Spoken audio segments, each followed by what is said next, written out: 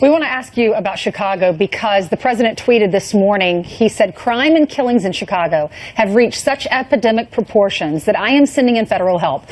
1,714 shootings in Chicago this year. Now, he had been threatening the mayor there, Rahm Emanuel, since January, if not before that, saying if you don't get things in order there, if you don't crack down on these gangs and all these killings in Chicago, that I'm going to have to take charge. I'm going to have to send in the federal troops. And now we're getting word that he's sending in 20 ATF federal agents with the ATF, calling this the Chicago Crime and Gun Strike Force. What's your response?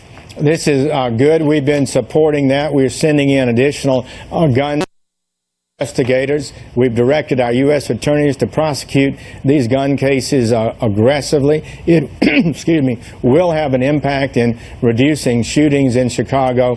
But the police have been demoralized in many ways. They're not feeling good. The policies in Chicago have not been working. Murders are way too high. Other cities like Chicago are far better off than Chicago. It is critical for the people of Chicago, public safety, that we begin to work together here and to deport violent criminals who've been convicted. They need to be not a sanctuary city, but they need to be protecting the people of Chicago from violent criminals.